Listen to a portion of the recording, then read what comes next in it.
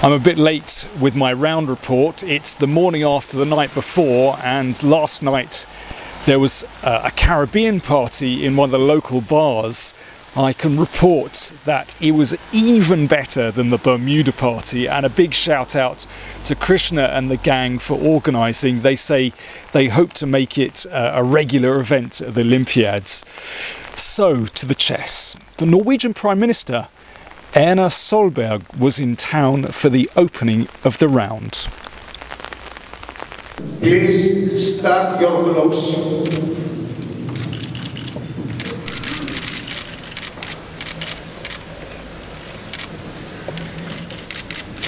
Unfortunately, her move did Magnus no good at all, and he lost his second game of the Olympiad. China and France led going into round 10. First game to finish, Nihua against Edouard.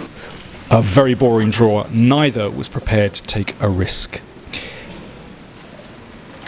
Ding Liren against Etienne Bacrot was a wild game. Both players looked very well prepared in the opening. Bacrot played a Benoni, sacrificed an exchange. Ding broke through the middle with a centre pawn. All eyes were on this board. It was definitely the game of the round. Bacrot had to give up more material. Both kings were under fire. And finally, the players were forced to repeat moves, and a draw resulted. Yu Yangyi Fressinet also looked like it was drifting towards a draw, but Yu Yangyi kept plugging away. Fressinet lost concentration and found himself in a worse rook and pawn endgame. Yu Yangyi's technique was excellent, and he won the game. He now has the tremendous score of 8.5 out of 10.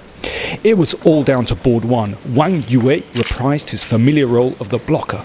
With black, he played a solid but uninspired opening, and they quickly reached an endgame that was better for Vachier-Lagrave. He had the two bishops and could play without risk, but it was hard work. Wang Yue managed to hold MVL's advantage to acceptable proportions, and finally he was able to make a draw.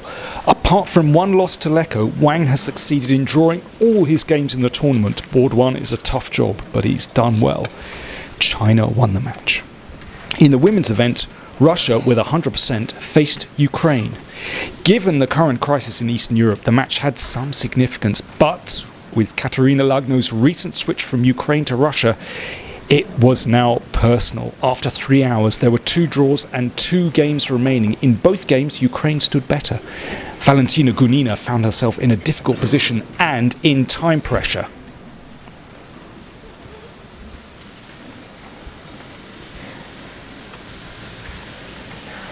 But she survived and drew. Natalia Zhukova beat Giria in an excellent game, which meant Ukraine beat Russia 2.5, 1.5. But Russia's big rivals, China, stumbled too. They only drew with Spain, which means going to the last round, Russia are still a point ahead and still the big favourites. They face Bulgaria, but, you know, who knows? It could be a jittery last round. Over the last day or so, I've been gauging reaction to the result of the presidential election. Some people obviously very disappointed that Kasparov lost, but I have to say others were delighted that Ilyumzhinov won. They felt that Kasparov would have been too divisive. I spoke to Anastasia Karlovich, the FIDE press officer, and she gave her views. Now, admittedly, she might not be completely unbiased, but yeah, I found her views actually quite representative of many people. What do you think Kirzan's re-election means for the chess world? I think it means, first of all, stability for the chess world, because in the past we could see the development of chess, and we can see many tournaments appearing in the chess FIDE calendar. So we see now stable World Championship cycle. We can see Women's Grand Prix tournaments. We can see new events such as Rapid and Blitz Championship. Why did they go for Kirzan instead of Gary? Yes, yesterday we could see that 110 delegates voted for Kirzan, so it was really a huge victory of him. And I believe he is a person who really unites people, because he never goes for fights. He always tries to find dialogue with people. He always tries to bring people and make them work together. We could see yesterday that he sent Gary after the elections for the raising of image of chess, that he proposed to his team to work together, and that's what we could see in the previous elections as well. Garry Kasparov tweeted, "Yesterday's election was a good day for 110 voters, but a bad day for 110 million chess players." Well, we'll see.